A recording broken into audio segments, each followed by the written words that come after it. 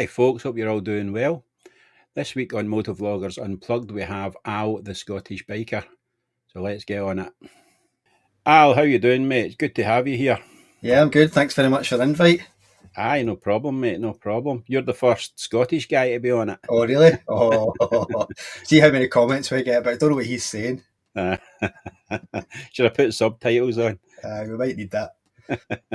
Right, we'll just get that tore into it, okay? Yep. What got you into motovlogging? Was there a particular moment that started it all? No, really. I used to have a mountain bike channel, and I'd made quite a bit of videos with that. And then obviously had the motorbike as well, and I was watching a lot of YouTube videos, and I thought, you know what, I could do that. So I Yeah. already had the cameras and the gear, and that's kind of where it all began, and it just went for that. So I Yeah. don't really do the mountain biking anymore. It's more the motorbike videos I've taken over. Getting But too old for that now. Aye, pretty much. If I fall off, it does me too much damage. So, aye.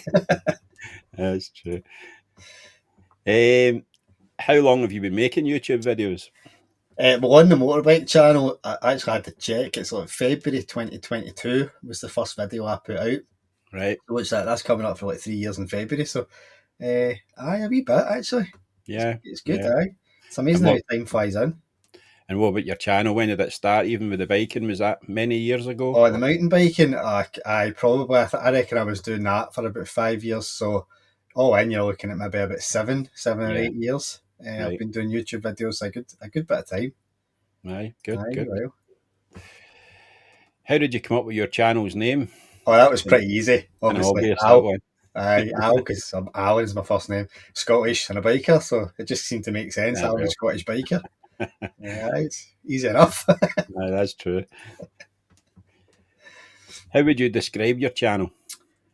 It's just really a kind of everyday channel of me and my riding. It started off initially just for me to document my rides and obviously the hobby of making videos. So it's no particular niche. It's really just for me Yeah. as a diary to look back on more than anything else. So it's probably a kind of all round channel. Wee bit of bike videos, some bike reviews, bit of camping when I get the chance. No particular niche, just a general biking channel. Just a general moto vlogging type channel. Yeah, aye, absolutely. Yeah. The first time you recorded a video, how did it feel to speak to the camera? It was okay. It's more like what to talk about rather than the actual talking itself. Yeah. The riding and speaking I find fairly straightforward. I work for a blue light service, so I've got a bit of driver training behind me, and some of that you need to talk while you drive, so that comes fairly natural. But it's just like, Yeah. what do you say? Yeah. Which takes a bit of time and getting used to. Half the stuff I cut out because it's just me talking nonsense that folk probably don't want to listen to. Oh, I do that as well. I mean, Yeah. you're trying to say things that you think people will like you to say. Yeah. But half the time it's just rubbish that comes out, so you have to cut that out. I just let my mind wander at times. I'll have a kind of general topic that I want to speak about, and I usually go off on tangents when I'm chatting to myself. But the actual speaking and recording is okay. But I still find it strange. See, if I'm doing a piece to camera, if I'm doing a bike review or something, and there's folk walking about, I still find that a bit weird. Yeah, me too. Yeah. I'm just conscious that all these folk are probably looking at me, and I bet they're not. But it's just kind of, I feel self-conscious. Yeah.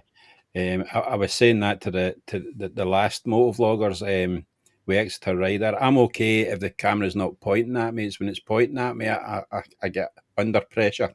Aye. You know, Aye, so what I do. aye, exactly. Right.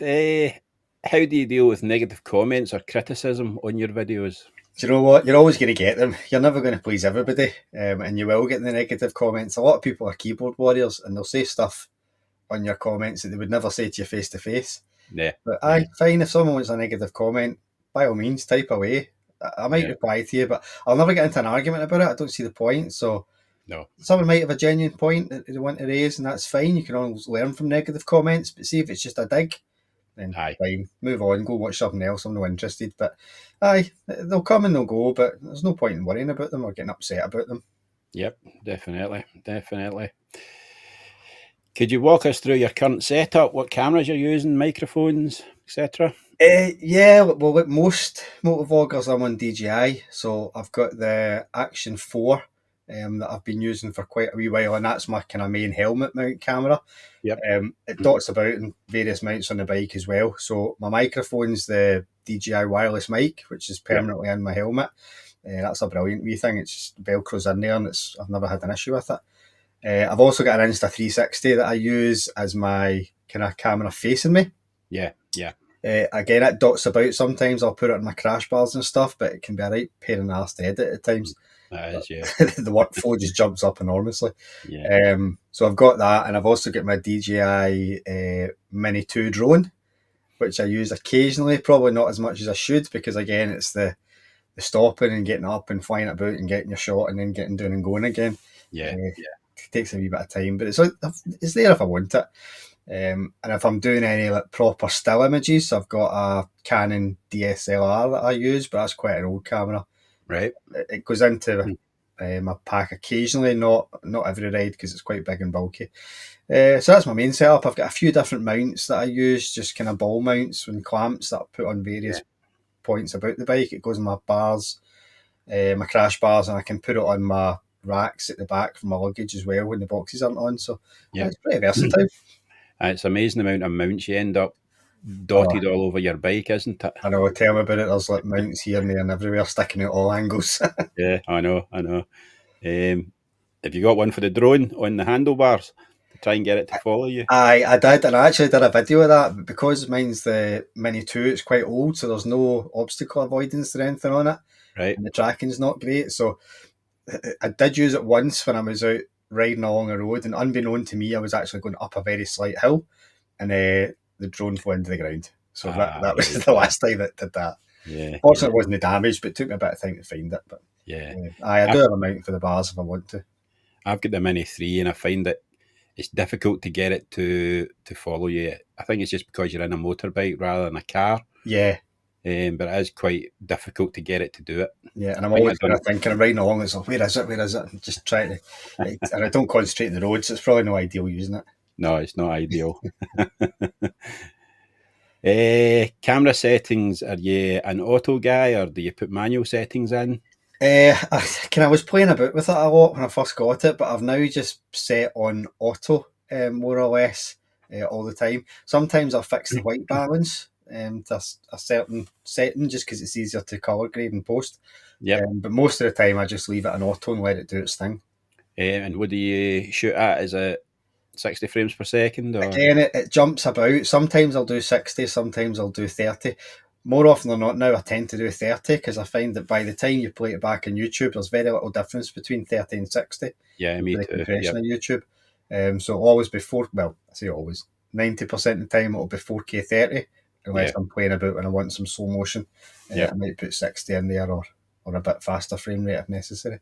Yeah, I'm the same. 30 all the time now. Yeah. I believe 60 and higher is really if you just want to do slow motion.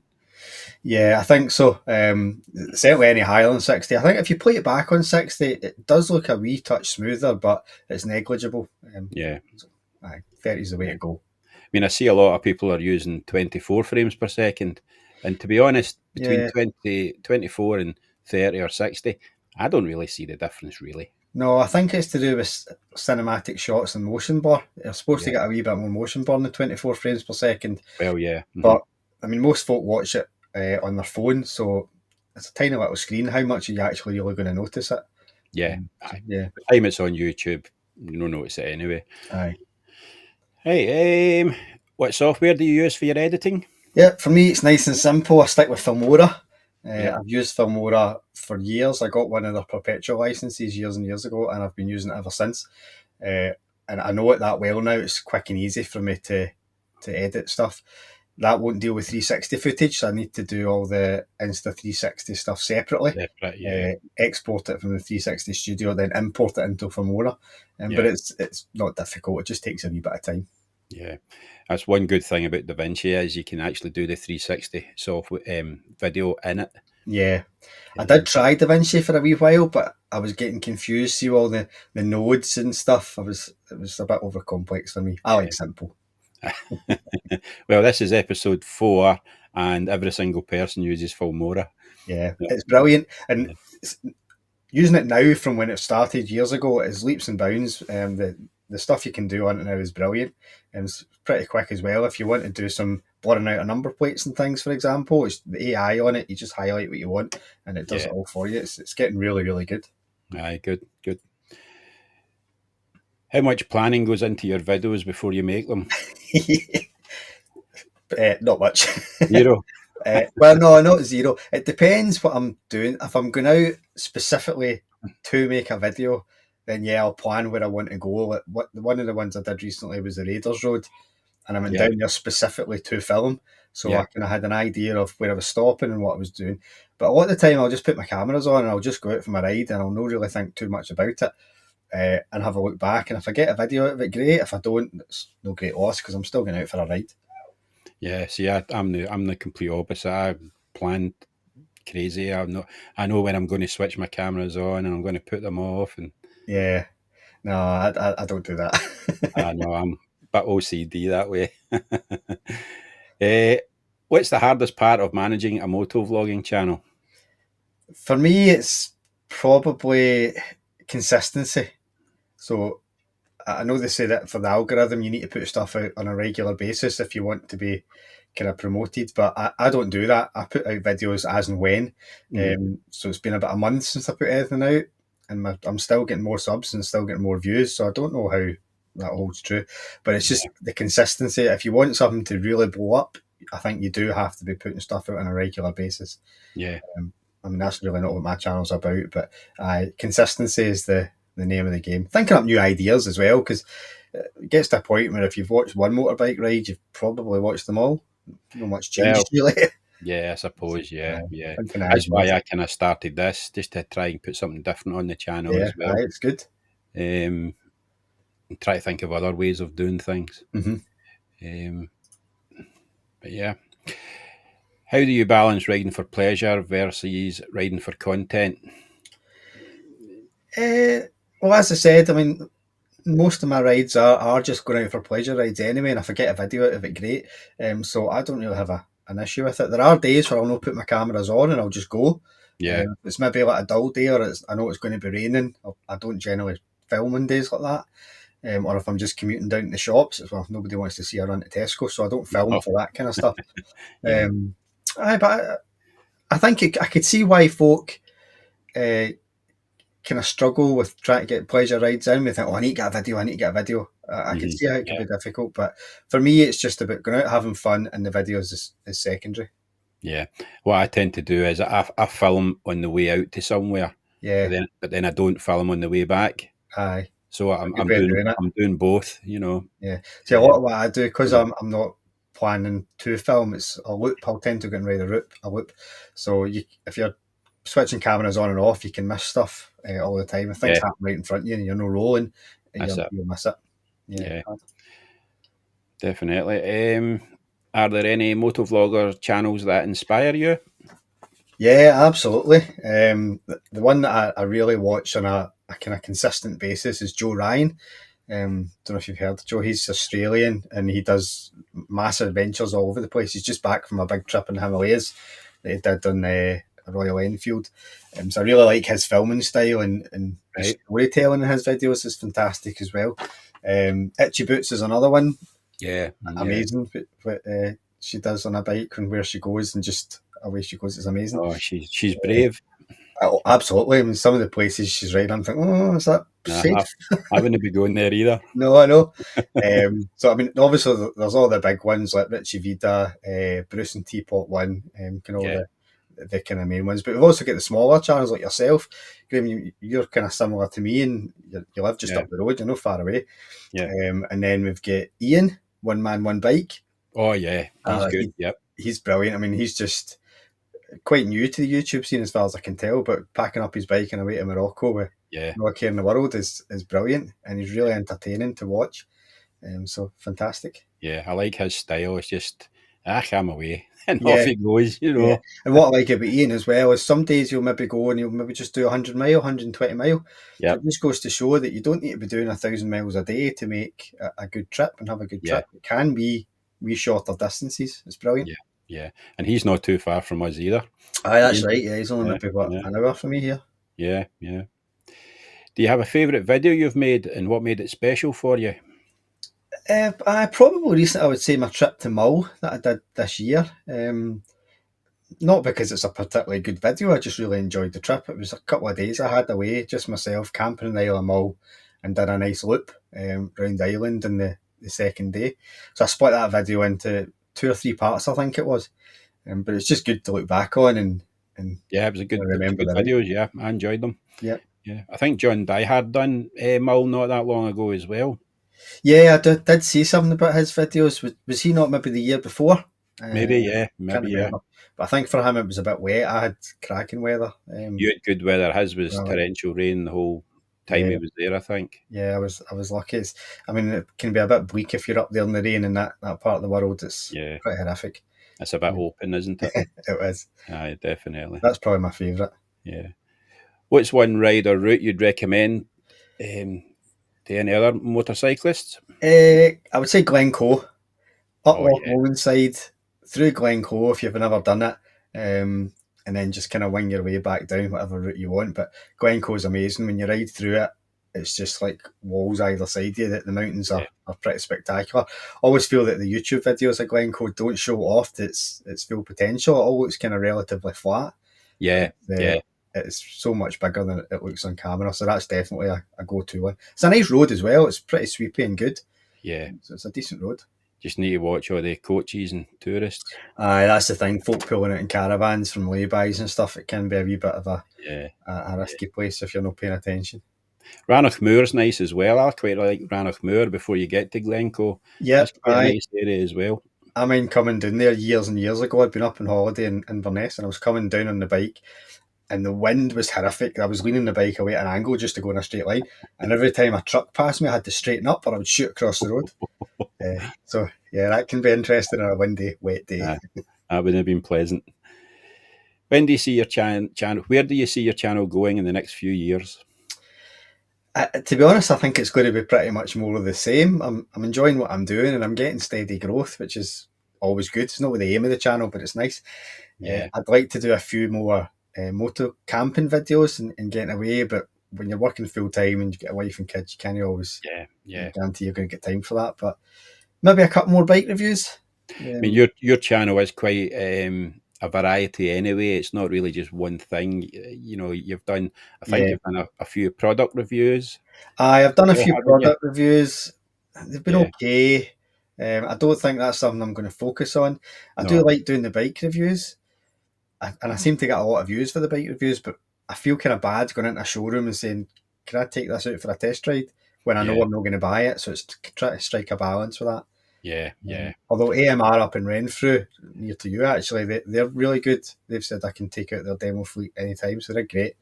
So we'll No, see how that's that good. goes. That's good. Aye, they seem quite friendly in there. Oh, they're brilliant, yeah. Yeah, definitely. What's one thing you wish you knew before you started motovlogging? Uh, it's a rabbit hole. You go down, you see a bit of kit and you think, oh, that's a nice camera. I could just buy that. Or you always want the latest and greatest stuff. So the amount of money you'll probably end up spending on mounts, and you'll try stuff that doesn't work, and then you'll move on to something else. So, I Uh, just and how much. every time you buy a camera, there's a new version the next year. Well, yeah. I mean, if you look at the action, what is it? The Action Five's out now, Yeah. but I'm not going to buy that. I mean, the No, four me does neither. be fine, so I'm not going to upgrade. I don't think there's a big enough difference between the 4 and the 5 to warrant doing it. No, For no. me, anyway. Nah. Yeah. The only thing Maybe. I think, see, we're kind of going off topic about when DJI brings out a 360 camera, I think I'll perhaps move to that because then everything will be DJI. It Yeah. makes sense for, Yeah. for like color matching and stuff, but we'll see what happens. Yeah. Yeah. I might do that myself, actually. Any advice for someone just starting out in motovlogging? Yeah, don't expect your channel to blow up overnight. It's a hard slog. So find what you enjoy doing and stick with it. You will find that you'll get maybe 10 views in a video, 20 views, and then one video you'll maybe get a couple of hundred and it'll drop back down again. So it's hard going, but just stick with it, enjoy it, and you will get there. And you don't always need the latest and greatest kit. You could get an older GoPro to start with, see if you enjoy it before you start shelling out some money on newer gear. So, yeah. Aye, good advice. That is you answered all questions. That was quick. Flies in. I know it does, doesn't it? Oh, good. Again, thank you very much for coming on and thanks very much. representing Scotland as the first Scottish motovlogger on it. Yeah, subtitles may be available if required. I might add them in. 2 Scottish guys. Yeah. Again, thank you very much for coming on. I really appreciate it, mate. Thanks a lot, Graham. Cheers. No problem.